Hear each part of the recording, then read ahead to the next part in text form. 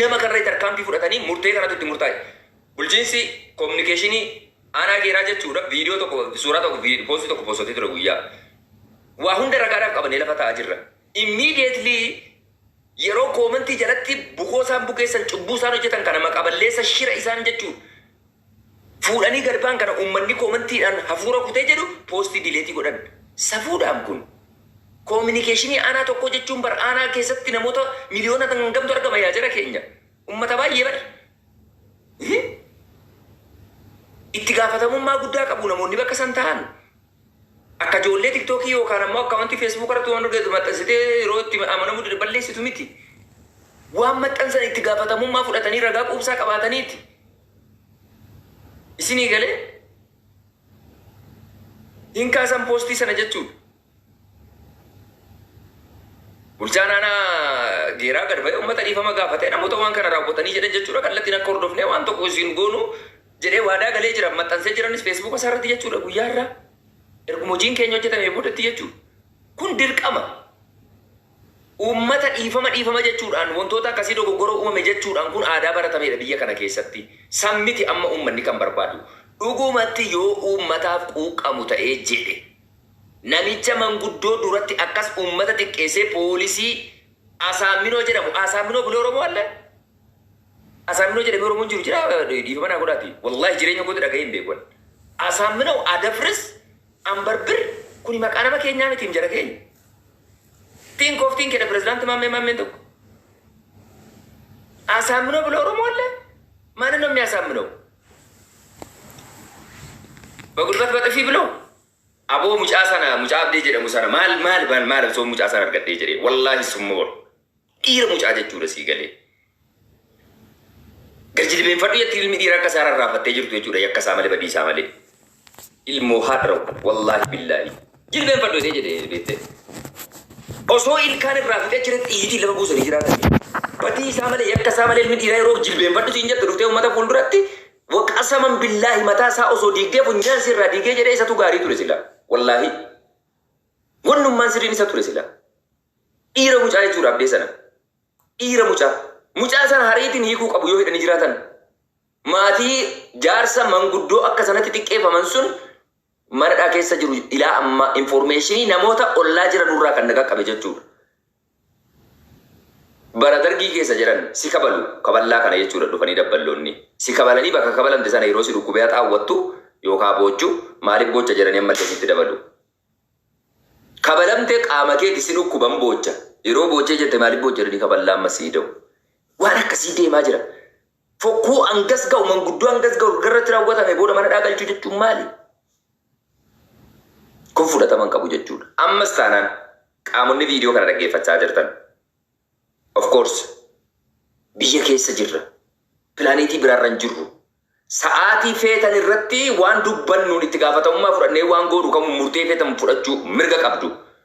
Guyyaa irra waa hedduu gochaa oolamee jedhe. Viidiyoo sana akka nuti kaafnuuf akka nuti maal goonuuf waa hedduu deemaa ture. Summa wallaahi dhimma personaalii nu sodaachisuu waa hedduu dubbannu jara keenya ilaalaa deemna malee wanti hundi nurka jira informeeshinii rakkoo hin qabu. Sa'aatii feetanitti iddoo barbaadanitti yoo nu ajjeesuu barbaadan yoo nu hidhuu barbaadan yoo nu tumuu barbaadan qophiidha. Waan tokko iyyuu jechuudha wantoota duuba kana goonee baakgiraawundii xaxamaa wayii qabnu hin qabnu. Clear goonee yeroo kamiyyuu ummata waan miidhutee nutti mul'atee jennaan direct abbaa fedhoo ta'e fuulduratti baanee dubbanna. Murtee fedhe fudhachuudhaaf qophiidha. Sinii galee. Biyyi kun kanarra biyya har'arra qaqqabdee jette fakkeessitoota hattoota gantootaan osoo hin taane goototatu lubbuu ofii lafee ofii dhiiga ofiitti aarsaa gochaa ummata kana guyyarraa jireenya inni jiru haala inni keessa jiru mirga inni sila argachuu qabu argamsiisaa fi ofii jala aarsaa ta'a darbaa har'a qaqqabee jedhe is not new. Isinii galee waan haaraa miti jechuudha waan nurraa eegaluu miti jechuudha yoo nu darbine dhaloota taanu dhufa jechuudha. Isinii galee sababni isaatis ummanni kun namni miliyoonotni miidhamurra namni tokko dhukkeen irraa ka'ee aarsaa ta'a dhugaan jirtu ba'a yoo fal argatee jedhe akkasitti ummanni nageenya argachuu danda'a jechuudha. Kaabineen aanaa gandaa godina keessatti dhokattee ummata keenya irratti mootummaa biraa ijaarrattee akka silmii loowwanitti qabattee teessu dhiiga xuuxxu cabuu qabdi. Kana ummanni irratti walii galuu danda'uu qaba. mootummaa jechaa oola namoonni addunyaarra jiranu. Mootummaan biyyi fakkeenyaaf nama Finfinnee keessa hin jira keenya. Finfinnee keessa kan hin jiraadhu. Mee ijoollee Finfinnee keessa jiraatan gabbaa ilaala. Wallaahi summa wallaahi Oromoo yeroo kamuu keessa Finfinnee keessatti laphee ofii miti. Dibbee yoo qabaate dibbee rukutaa karaarra burraaqaa deema. Abbaa kanaa jedhee namni afur itti jedhu hin jiru. Afaan Oromoo bakka feetetti yeroo dubbatteetti si jalaa dabu. Kabajaa sii qaba namni biyya Finfinnee keessatti. Finfinnee dura akkasitti namni afaan Oromoo dubbachuu qaanfatu keessatti. Federaala miti rakkoon. Ganda godina aanaarra rakkoon jiru uummanni keenya ganda dhaquu baqata Finfinnee keessa dhufuurra. Ganda keessa yeroo dhaqee jedhe dabballee hidhataa milishaa gandaatu akka fedhe aangoo sirratti agarsiifata. Kabal caccabsee waan fedhe sirratti raawwachuu danda'a sii galee. Kana mootummaan dhugumatti uummataaf hojjeta yoo ta'e caaseeffama jiru kana diigee ofii isaatiif jechuudha. Seeraan namoota quuqqama sabaa qaban, quuqqama lammii qaban, mirga hawaasaaf dhaabbatan sana yoo biyyooldiin goone isinii galee rakkoo guddaatu uumama jechuudha. Rakkoo guddaatu uummata irratti uumama jechuudha. Uummanni amma jireenya miti jireenya inni jiraachaa jiru. Dhageenyi. Uummanni jireenya miti kan jiraachaa jiru dhugaan isinii jedha. Uummanni baadiyyaa keessa jiru farduma abbaan qabne yookaan harreeduma abbaan qabne kan diida bulu.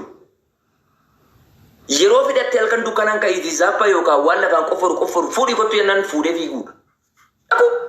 Mirga isaa gaafachuu falmachuu wanti jedhamu never ever jiru yaadamu jechuudha isinii galee. Akkamitti ta'uun qabu kuni?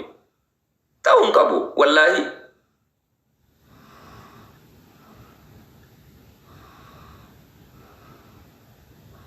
Kan du'aa eegan jaarsaa kan du'u dargaggeessa jedhan. Uummanni inni bakka biraa jiru kan ofirraa moo sodaatu kan ofirraa dheessu kan ofirraa falmatu mootummaa gaara bulchuudha. Mootummaa gaara bulchuudha. Isinii galee garuu uummanni amma irratti kan ofirraa dadhabaa jiru mootummaa sagandaaf gooxii faanaarra jirudha. Dhugaan isiniin jedha kana. Yeroo fedhan murtee fedhan sirratti murteessuu danda'u. Ilaa lubbuu si baasuutti jechuudha. Murtee fedhan eenyu gaafatare? Cheenii qabu jarri hidhata. Murtee fedhan sirratti dabarsuu mirga qabu. Ta'uun qabu. Dhugaadha. Asirratti jechuudha waan ta'u kan haaluun barbaanne hooggantoonni godina Jimmaa keessatti jechuudha quuqqama sabaa kan qabdan karaa pilaatfoormii sooshaal miidiyaas barreessaa turtan maqaa asirratti meenshin gochuun barbaadu. Wanti kun jechuudha aanaa sana keessatti raawwachuun baay'ee akka dogoggora ta'ee fi iddoo kamittuu fudhatama akka hin qabneef qaamonni akkasii sun akka seeratti dhiyaatan yookaan ammoo hojiin hojjetan dogoggora guddaa akka ta'ee jedhe hedduu akka barreessaa falmaa mormaa jirtan argaa jirra galatooma. Yeroo kana jennu kaabinee yeroo jennu hunda bileen gochuu hunda komachuu miti. Kaabineen garaadhaaf jechuudha akka booyyee asiif asii nyaataa fiigu. Kan beektee uummata kun akka namicha asaaminoo namicha dinquu jedhamu sanatti jechuudha dinquu abbaa olii jedhamu sanatti kan uummata kana namichi dinquu jedhamu kuni bara wayyaanee keessallee uummata dararaa nama uummata irratti gadoo guddaa hojjechaa arra ga'ee jedhe akka ta'e jedhe uummanni kan ragaa ba'u jechuudha. Bara wayyaaneeti kaasee nama aangoo ture jedhe namni kun jechuudha isinii galee. Uummata kana keessa isaa beeka paasoordii isaa beeka uummata kana. Kanaaf akkas irratti baasee jechuudha isinii galee. Kanaaf hooggantoonni dhugumatti quuqqama sabaatiif uummata keenyaaf sagalee ta'aa jirtan galatooma. Uummanni yeroo kamiyyuu yoo ta'e jiraataadha. Aangoon darbaadha. Boru uummata kanaa wajjin jiraattu. Abbaan keessan haati keessan obboleettiin keessan uummata sana wajjin jiraata. Ilmi hadda abbaan isaa fuulduratti akka kana xiqqaatu boru abbaa kee xiqqeessuurra of duuba hin deebi'u yookaan dhala kee xiqqeessuurra duuba hin deebi'u kana yaadadhu. Wallaahi summa wallaahi maqaa rabbiiti. Na yaadadha namicha ollaa kootii tokkotu jira yeroo durii. Ollaa bakka itti dhaladhetti jimmatti jechuudha. Bara dargii keessa ilma isaa qabanii dargiitti kennan kunoo wuttidirinnaa salola kana jechuudha zamachaa. Ilma isaa qabanii wuttidirinnaatti kennan. Achi booda namichi sun jechuudha. Ilmaan isaa xixiqqoo ol guddatutti isatu ilmoo koo qabee keezee xoorinatiitti kennina dura ajjeechise waan itti meef eeggatanii ilma isaa jechuudha dura ajjeesanii jettan ijoolleen qiimii qabattee guddattee jechuudha. Ilma isaa dura ajjeesan seenaa kana yaadadhaa. Ijoolleen xixiqqoo lafaa ol guddattee ilma isaa jechuudha isinii galee. Isatu giddiin dirqee giddaajiisa jedhanu jechuudha dirqamaan geessanii bara dargii keessa wuttidirinnaa yookaan loltummaa deemanu sana jechuudha. Namni garaa wal kaa'ata. Hawaasni naannoo tokko jiru ganda tokko jiru taayitaaf aangoof jedhee gadoo sammuu keessaa onnee keessaa waliin baade raawwachuun cubbuu guddaadha. Namni ati abbaa isaa kana fuuldura isaatti xiqqeessitee jette boru maal siif kaa'ee taa'a?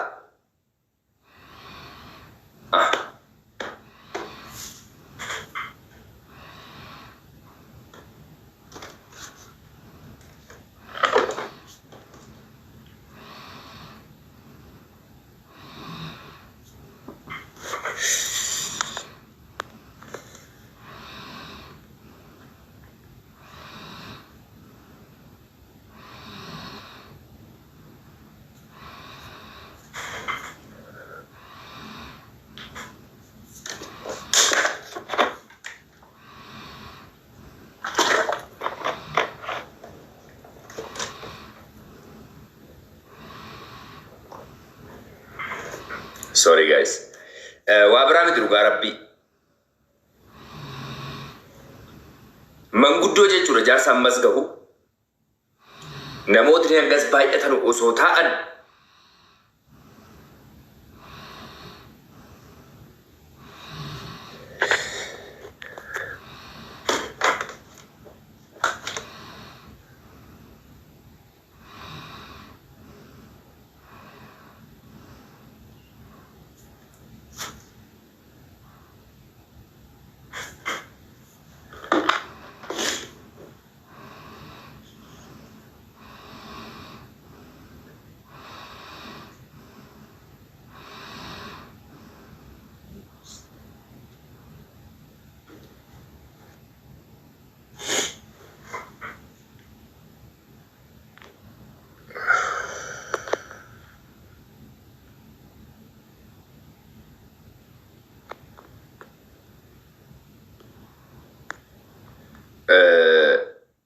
ifamaa jechuun dargaggeessa yeroo tuman yeroo maal ta'an dhugaa rabbiin isiniin jedha. Even osoo shoot godhanii ajjeesanii iyyuu hangas mara jechuudha natti nagaamu isinii gadee. Manguddoon immoo jechuudha even yoo namni bar nama dheessuudha nama rukutuudha namatti fiigee jedhe jechuudha yoo humna hin qabaanne manguddoo jalatti dheessitaa bar. Manguddoo jechuun kabajaa bar. Manguddoo jechuun ulfinaa bar isinii gadee. Sadarkaa kanatti jechuudha manguddoo biyyaa xiqqeessuun onnee si guba. Onnee wallaahi summa wallaahi garaa keessaas hin ba'u.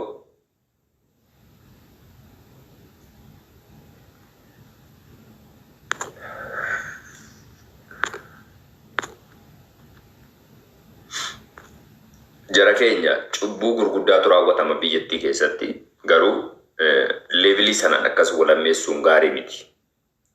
Duudhaa qaba, safuu qaba, ulfina qaba. Keessattuu akka naannoo beekutti jimmatti jechuudha.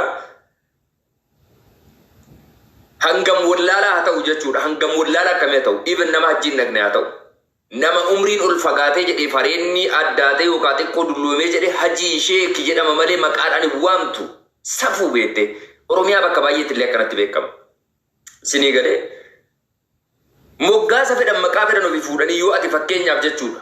Jiru qotee bulaadhuma keessa ta'anii namoonni gaafii jajjaboo kaabinoota gaafatan jechuudha. Gaafii jajjaboo isaan weerarsu jechuudha. Sana gadi isinii galee shira daba cubbuu isaan uummata irratti hojjetan kana yeroo baasanii gaafatanii jedhan isinii galee kallattiin eessa geessu shanee makaranyaa jedhamu tokkotti fuudhanii galchu. Shanee rakkate bar shaneen kuni. Gaafa baratii peellaffi uummanni ho'aa tokko dubbatee mirga isaa gaafate jedhe antee hoon eegne jetti. Kunoo bara kana keessa illee isuma wayyaan irra baratan sana yoo uummanni waa tokko dubbatee mirga ofii gaafate jedhate ergama biraa qabdati shaneedha bitamtuu shaneeti. Akkas jedhu uummataan maali sadarkaa kana irratti hayi.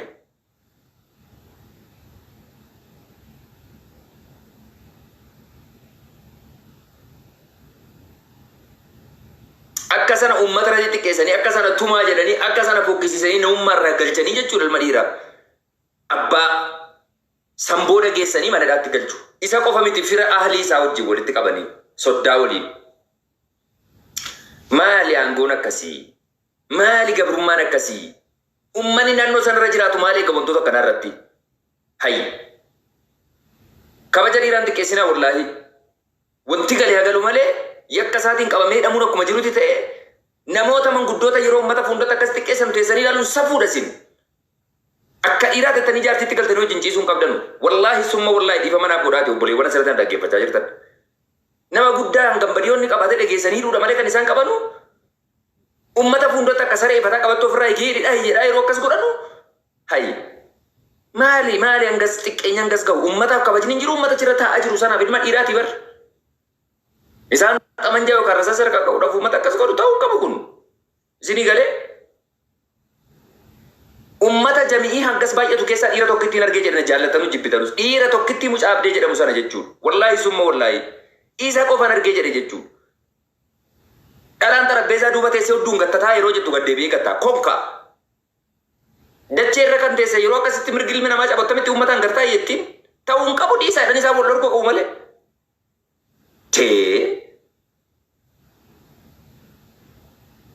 Yakkamaan hin qabamu, hin hidhamu, hin gaafatamu jechaan jiru amma asirratti wantu hubachuu qabdanu.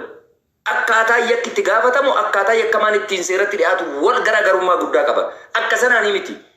Namni seera sodaatee achirra taa'ee kan taa'e yeroo jedhamu taa'ee kan yeroo jedhamu ka'u malee namicha dilbii jechuudha beektee achirra taa'ee aangoon qabaadhaaf xarabbeezaarra taa'ee waan fedhe sirratti murteessu sodaatteeti miti. Yaar single person lubbuu akkuma kee tokkittii qaba. Hangam furdatu hangam qallatu nama waan ta'eedhaaf jechuudha sii galee. Akkuma keenni lubbuu qaba akkuma keenni du'uu danda'a. Akkuma keennis kufuu danda'a beektee. Waan tokko lubbuu addaan ni qabu hin jiru yookaan uumamni addaan ni qabu hin jiru. Isinii galee seera kabajeeti. Seerri immoo seera cabsaati miti. Rakkoon biyya kanaa inni guddaan seeraan kabachiisa jedhee ofii seera cabsa kaabineen. Namni seera kabachiisu tokko ofii bakka miti seera cabsa.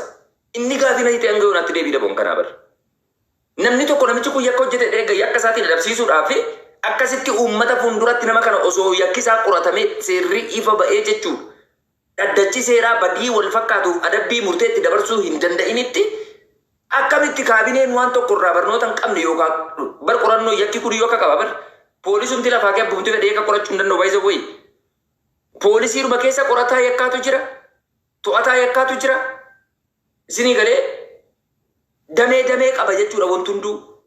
Poolisiidhuma ta'eedhaaf huccuu poolisii walitti miilitarii yuunifoormii uffateetiin miti kan waan tokko gochuu ni danda'u isinii galee. Akka qaba dambii qaba seera qaba akhlaaqa qaba wanti hundi karaa ittiin hojjetu qaba. Eenyudha qorataa yakkaa murtii abbaa murtii qorataa yakkaa isa kana jiratti gaafatu jechuudha kan murtii illee dabarsu isa hidhiitumii. Laalame rabbiin isinitti haa mul'isu. Maala biyyi lafuma duwwaa beeta mangistii taa jira. Wallaahi laazim. Abbichuu miskiin lafuma duwwaa beeta mangistii 4 kiiloo taa jiranni. Mootummaan biraa kan biraa jira.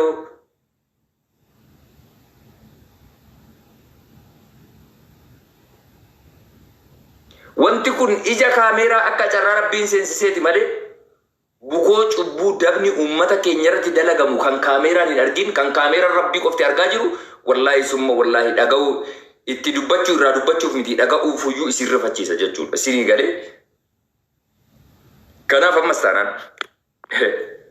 jirtu ajaa'ibatti jirtu kaabineen hooggantoonni aanaaf godina wallaahi summa wallaahi tiktookii kana keessattuu. An kaabineen akka tiktokii fayyadamu warra man argeeyyuu baay'isa wayi. Wallaahi summa wallaahi isa dhuga maqaa rabbii hin isinii kakadha. Kaabineen dhugumatti tiktokii fayyadamu arruman argaa jira iyyuu. Rafaniin bulanu onlaayinii irra waan nu dubbanu tokko tokkoon nu dhagahu tokko tokkoon jechuudha isinii gadee. Tokko tokkoon poostii kee maal kee tokko tokkoon argu. Tiktokii ati maqaa hin beekne fayyadamaa jechuudha. Ati maqaa hin beektu. Koomantiin barreessanu, laayikiin godhanu, sheeriin godhanu namoota 400 as keessa jiran nu keessa yoo xiqqaate kaabineen 30 as keessa jira. Hin dhaggeeffataa jira. Siigalee dhaggeeffadhaa bareechaati. Dhaggeeffadhaa bareechaati. Ammas taanaan biluu xaxxu.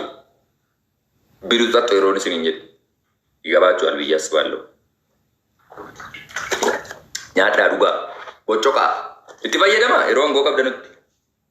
Beekamaadha kun biyya kana keessatti aadaadha waan ta'eedhaaf. Isinii galee halaal yaani. Halaal habiibi maafi mushkila. Garuu cubbuu daangaa hin qabne wayii uummata irratti raawwatina. Yoo har'a sii naftee jette sanyii kee gosa kee fira keetti irratti cubbuun sun deebi'uu teessi waan ta'eedhaaf jechuudha. Ilmi namaa immoo ni dhalata ni guddata ni du'a. Tarmii kanaa ol jiraachuu hin dandeessu. Ni dhalatta ni guddatta ni duuta. Sadarkaa sana yoo songa hinduu dandeessa. Karaa wanti guddaan ati gochuu dandeessu hin jiru addunyaa kanarratti. Addunyaa waggaa muraasa jiraatu jettee onnee namootaan cabsin. Addunyaa irratti illee fincaanin. Addunyaan illee seera mataa sii qabdi barseera isa kan ilmoo nama miti. Uumamumti kuniyyuu seera mataa sii qabdi. Ilmi namaa namummaadhaan haqni haqummaadhaan sii galee. Sammuu kee kana maallaqaaf jettee hin gurgurin. Wallaahi summa wallaahi gonkuba jechuudha. Rakkat daabboo gogduu nyaadhu buli bishaan qarroo qaqqoo kana dhugii taa'iiti. Hin jiraatta rabbiin si jiraachisa sii galee. Waanuma xiqqoo qabduun jiraachuu hin dandeessa obboleetti. Maallaqan argadha taayitaan argadha mana gaarii keessa leekjarii laayifiin jiraadha jettee kaate cubbuu irratti cubbuu daba irratti dabba magarsaa namoota si birattis haa ta'u hiriyoota kee hojjetanus ta'e si mataa kee yoo ta'e jedhe irraa of eegi jabeessiiti. Yeroo gabaabduu addunyaan wallaahi uummata keenyaaf rabbi adda qabu baay'ee na gaddisiise. Namoonni asumaan jechuudha karaa keessaa na bilbilaa turtanii jettan dhugaa rabbii an bilbila akka carraa ta'e saayilantii godhee rafne ture kaleessa jechuudha kaleessa viidiyoo sana argan argee booda rafuu hin dandeenye.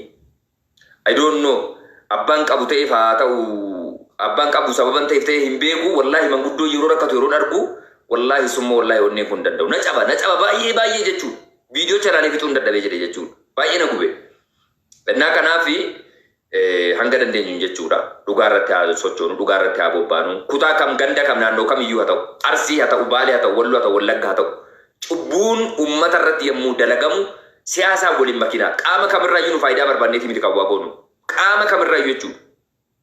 Sumunii dolchee tokko namarraa argachuu jenneeti miti. Isii kiisii keessaa qabnuun bitannee nyaannee jiraataa jirra. Qaamni tokko nu komachuu hin danda'u. Qaama tokkoofis faayidaa argachuuf jenneen kijibnu hin fakkeessinu. Dhugaa rabbii yoo taateen alatti jechuudha isinii galee. Dhugaa irratti immoo ilaali tirgoota nu balleessitu malee addunyaarra of duuban deebinu. Dhugaan dhugaadhuma.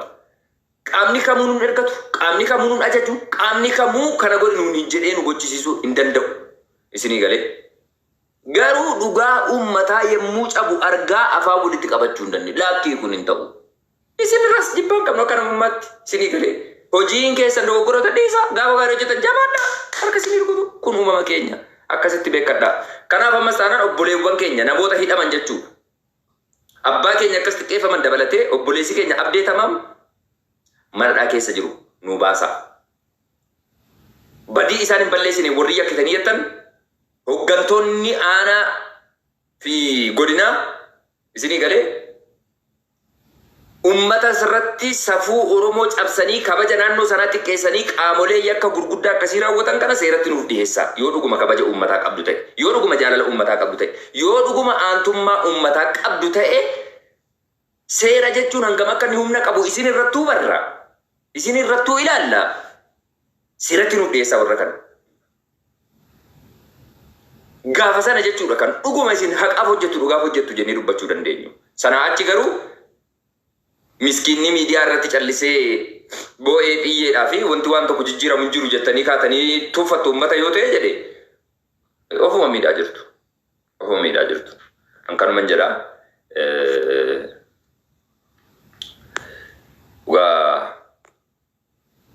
Baay'ee waan nama qaanfachiisudha. Baay'ee.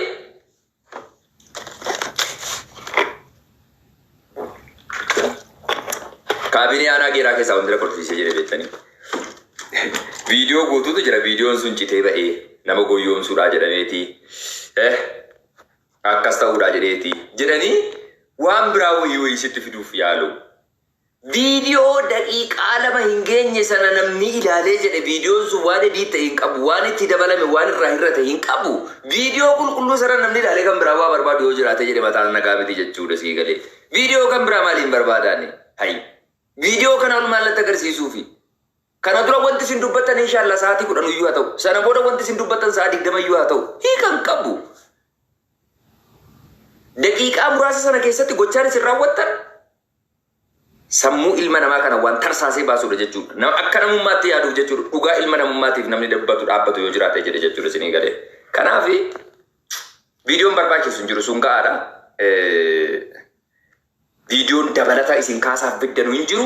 Badii raawwattaniif uummata dhiifama gaafattanii isinii galee qaamota yakka sana raawwatan abbootii aangoo fayyadamanii uummata keenya akkasa cuucan murtee wal fakkaataa nuuf dabarsaata. Kana dhaamsi keenya uummanni keenya immoo kallattii garaagaraarra sagalee ta'aa turtan jechuudha. Viidiyoo sheer gochaa maal gochaa waa hedduudhaan nu bira turtanii jettan hundumti keessan galatooma. Maaliif obboleessi keenya jalqaba fidee viidiyoo sana akkuma argeen jechuudha narri fadhee diitiin godhee san booda jechuudha. Dirqama wanti kun fala argachuu qaba. Akka argachuu qaba. Miidiyaa hunda qaqqabuu qaba. Isinii galee maaliifi dubbiin gaafa qoosaa bulee nama oosa jetti. Inni har'a uummata fuulduratti abbaa keenya manguddoo hangana gahu qabattoo irraa baasi tuumi akkas jedhee asaaminaadhaan akkas godhee reebu boru immoo gabaa fuulduratti abbaa keenya haadha keenya qullaa huccuu irraa baasee daaraa keessa gangaladhu jechuurraa of duuban deebi'u. Already sammuun harreedhuma waan tokko waan itti gootu hin qabdu. Sii galee ilmoon harreedhuma dhalti waan ta'eedhaaf. Sammuun xuraawaadhuma hiikaa biraan qabu. Sii galee sammuun murtee akkasii abbaa isaarratti dabarsu abbaan inni akkas tuuffatee arrabsee akkas godhi jedhuun sun bar lafa qotee taraaree jechuudha. Nyaachisee barsiisee sii galee akka inni sadarkaa kana dhachi taa'uu fi aarsaa godhee nama ture. Gibira miindaan inni isaaf deemu bar miindaa inni nyaatu bar isatu gibira deemee mootummaa kafaleetii bar. Mootummaa waaqarraa samiirraa buusaaraa fi waan isaaf kafalu kana. Ummata qotee bulaa akka namummaattu yoo kabajneefee jedhe kallattiin isaa ta'u kallattiin qotee buluma kanarraatiin kan inni miindaa fudhatee nyaatee ittiin jiraatu lafa isaa gurguree waasaa waa meeqa godhee si galee kanaafuu har'arra dhaabbannee wantoota akkanaa kana noop jechuu danda'uudha qabnan jedha namoonni yaada gaggabaabsitanii guddisuun barbaadu gaggabaabsitanii dubbachuu barbaadanu baay'ee laayibiirlee turuu waan hin barbaadneef gaggabaabsitanii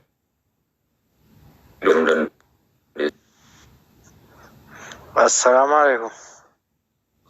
Waalaikum salam warahmatullahi wabarakatuh. Akka Muhammad Fayyaaraa jirta. Nagaa kooti galata rabbii. Uma dubbatamuu qabu dubbattee yaaduma bareedaa dubbattee wallahi ergan viidiyoo sana ilaalee bakka ilaaluudhuman dadhabe gabaabumatti wallahi laazimi. Boochuman imimaa manna qabe. Ani galoo qabu. Amma namni tokko abiyyiidha jedha kunoo abiyyi keessan takka na godhee jedhu warri kaan abiyyiin maal godhe nam tokko asirratti waa'ee abiyyi roos baay'inaan rimuuviin isin godhu maqaa abiyyi roostanii jennaan jechuudha. Gariin fuutee waan kana keessatti maal jetta akka waan ani deeggaraa yookaan waan biraatti sun deeggaruu dhiisuun mirga koo ta'ee osoo jiru jechuudha. Abiyyi wajjiniin gonkuma waan abiyyi wal qabatu yookaan ammoo siyaasa biyya keenyaatiin wal qabatu nurraa dhiisa. Gandaaf godina keessa warra jiru shirra guddaa rakkoo guddaan kan jiru. Isinitti maan ture jalqaba irratti jechuudha. Finfinnee keessa yeroo jiran akka gaariitti jiraachaa jirra. Naannolee keessa yeroo deemtu rakkoo guddaan jechuudha. Kaabineef aangoo warra gootii kun milisha ganda keessaa jechuudha. Jara kana fuula nama kutaa jiru. Jara irratti hojjetamuu kan qabu. Kan mootummaa itti deebina. Waa'ee mootummaa asirratti kaasuun barbaachisu. Waa'ee dhuma sanarraa dubbadhaa jechuu barbaade. Waalaikum salam warahmatullahi wabarakatuh. Haarun koo itti fufi Haarun yaada kee dhufuuta dhibama sagalee ol kaasanitti fakkaata sagalee injifatte. itti fufi. Kanaafuu yes.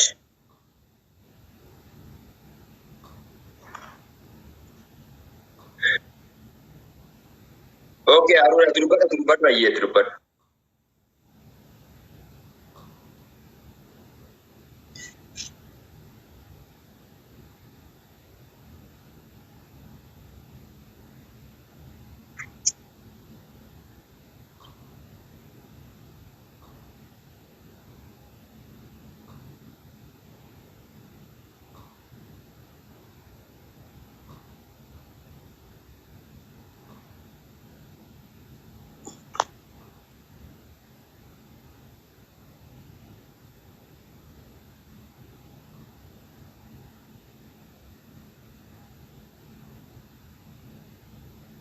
Sagaleen hin jiru jechaa jiru garuu sagaleen keenya bira jira. Sagaleen isaan jiru ijoollee sagalee rabbii. Ara bira jira bar sagaleen Jira sagaleen. Nu warra gasitti nagama koomatti jalatti garuu nagamu. Warra gasitti nagamaa jira. Sagaleen haadha abdii jira obboleewwan. Yellam.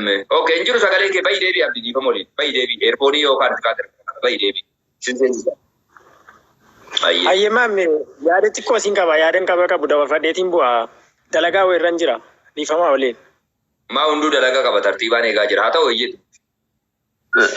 Ayyee assalaamu alaikum warahmatullahi wabarakatuh. Yaadni koo yaada xiqqoodhuma isin ijoolleen Jimmaa waanuma kana arguu keessaniif baay'ee tokko wallahi galatoomaa waan kana miidiyaarra oofuu keessaniif kana miti kan kanaa olii waan baay'eetu jira. Godina Jimmaa aanaa geeraa keessatti ganda gabbaa jedhamu keessatti ummanni yeroo ammaa kana jijjiirama jedhamee yeroo darbe jijjiirama waggaa 3 kanaa jijjiiramni tokkittiin kan akka ganda keenyaatti jijjiiramni tokkittiin hin jiru. Maaliif jennaan jijjiirama mootummaa gaaraa jijjiirame malee jijjiirama yeroo duraanii mootummaa wayyaanee duraaniitu uummata keenya bulchaa jira. Akka ganda gabbaa jedhamu keessatti gabbaa gaddaa fi ganda sadii naannoon sun akka ganda sadiitti amma maaltu hojjetamaa jira uummata waggaa 20 lafa waggaa 20 irra ture lafa waggaa 15 irra ture hadda uummanni keenya lafa sana irraa ciranii mana irraa diiganii qorqorroo irraa diiganii harjatanii akkas godhanii uummata keenya sharaa keessa jiraataa uummanni keenya nama 80 nan beeka nama qaamaan beeku nama 80 irraa harjatanii lafa waggaa 20 ilmoon isaa irratti achitti dhalatee dhaggeeffadha deebii bareeduun si deebisa ammas taanaan jechuudha. Tumuradheetiin kaa. Abduun as gabbaa. Okay. Dhaggeeffadha. Ashaangulliitii bochaa koomantii jalatti barreessinaa raadiyoo isin barreessinaa koomantii jalatti ashaangulliitii bochaa sana erginaa piliisi. Wanti jechuu barbaadu qorata yaada kee dhaabuudhaaf osoo hin taane jechuudha. Uummanni keenya yeroo badii yookaan cubbuu argu zamanni amma keessa jirru zamana dijitaalaati obboleewwan. Kaameeraa bilbila keetii rakkoo yeroo uumamu fuudhii dhokadhuuti. Viidiyoo sana qofa qabda waa biraas hin toppachiisu. Kaameeraan hin jira amma kun amma keessaan siifan ergaa. Keessaan siifan ergaa waan isaan waramee jiru nan qabaaf keessaan siifan ergaa. Siifis nan ergaa. Namoota miidiyaa irra jiran kamiifuu ergaa informationii waliif jechuudha. Waliif ergaatii warroota akkamitti sana saaxilaa. Isinii galee. Wallahi laazim dhaggeeffadhu. Wallahi laazim kijibni tokko ittiin hin jiru. Kijibni tokko ittiin hin jiru. Wallahi an dhugaadhuman dubbataara kanan dubbataa jiru.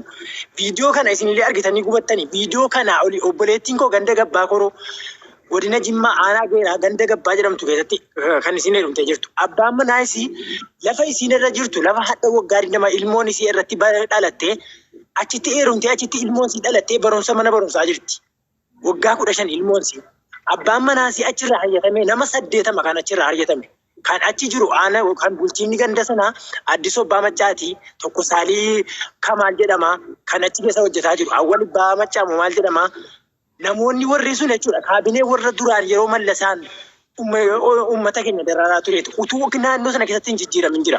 Uummanni sun uummata akkamiiti yoo jette uummata takka daandii mootummaa gaafatee hin beekne daandii karaa ofii soqee ofii booddiroodhaan gomee daandii baasee uummata daandii ofii soqee baafatee karaa bakka daandii ofii dadhabetti sangoota sangaa kennee sangaadhaan sangaa gurguratee taankii bitatee lafa daandii makiinaa baafatudha. Uummata takka mootummaa baajata gaafatee hin beeknedha. Uummanni sun uummata maalummaa isaa hin beekne kaabineen aanaa geerarraa kaabineen aanaa geerarraa achirraa gad ergamtee gaafa jette uummati keenya rukuttee uummata keenya gad deebiftee lafa waggaa meeqaa kun bardannii mootummaati jechuudha.